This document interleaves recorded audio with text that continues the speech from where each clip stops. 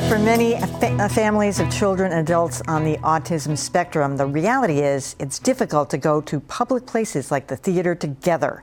Now, Autism Speaks has partnered with Broadway in Boston and Disney to present an autism-friendly performance of The Lion King.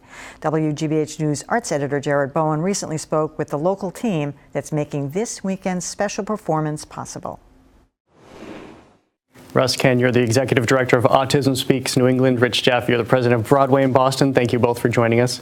Russ, I'm really astonished at the 2,600-seat Boston Opera House. This autism-friendly performance of The Lion King has nearly sold out. There are some tickets, I understand, but so there was really a need for this. Do autism families not have an opportunity ever like this?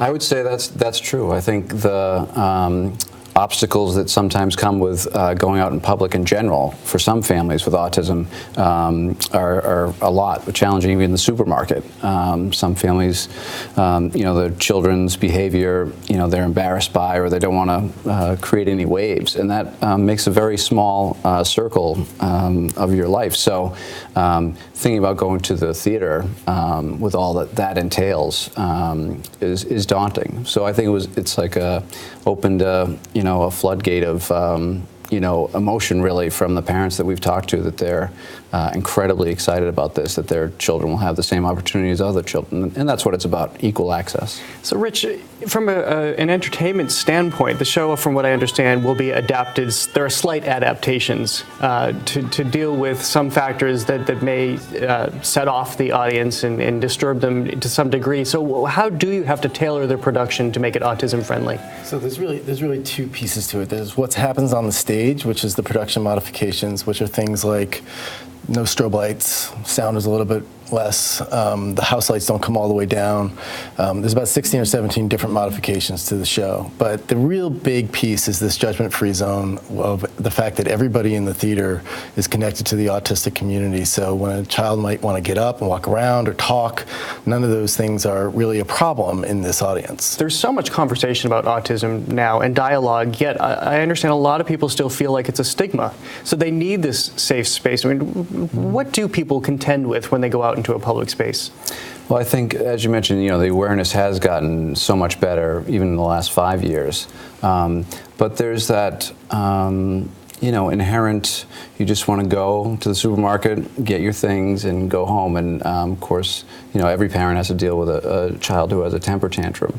Some of the behaviors that come with autism are a little bit unusual to people, to neurotypical people, and not everyone understands that, and that can be a difficult. It adds stress and anxiety. So it starts, you thinking, do I really need to go to the supermarket today so I don't have to deal with that stress? So it's a big challenge for those with autism.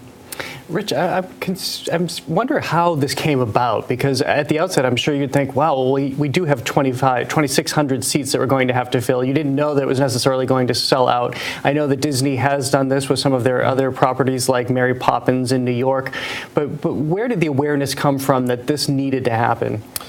Well, Disney's done this with The Lion King in New York, and then they had also done it on the road in Pittsburgh and Houston, and I was aware of all of that. So when we announced that we were bringing Lion King to Boston, I wanted to be able to do this for the community because it hasn't been done in Boston before, and I knew that this community would embrace this.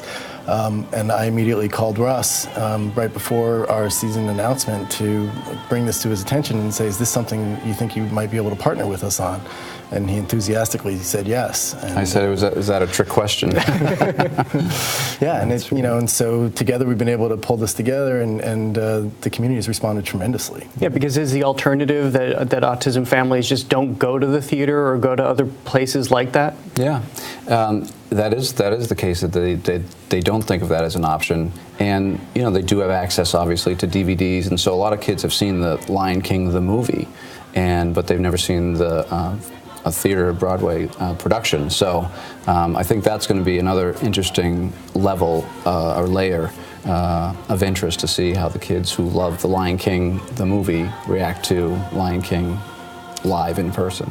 And is this a wide range of ages too? So you're not just dealing with kids with autism, but it's for adults as well. Do you deal with that programmatically, about how you make those changes that you were talking about earlier? Well, I think that the changes that have been made to the production are based on the experience that Disney Theatricals has had with the autistic community across the country and when they've done this. So I think that, yes, it's for anyone who has, it's really sensory friendly is what it's called. So anyone who might be impacted by that jarring sensation that might come from strobe lights or sound or loud sounds or things like that, it's really adapted for anyone. Even if you don't have sensory issues and you're an adult person with autism, just being in that space to be with the community, to experience this event really for the community is attractive and obviously makes someone in that position would love to be there. In the last couple of years, there's been a lot of talk, too, within the medical community about how arts heal, whether it's on the doctor's side, bringing them to museums so they know how to relate to patients. If they can describe pictures, they can describe illnesses to patients, but also bringing the art into hospitals to have sort of a serene zone for patients.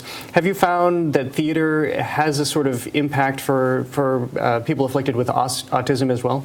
I would say I'm not as familiar with theater, but with music certainly. Music is very powerful, as we all know, and there are children out there who can sing but can't speak, who are nonverbal, but the music touches them in that way, and it just shows you how powerful the brain is.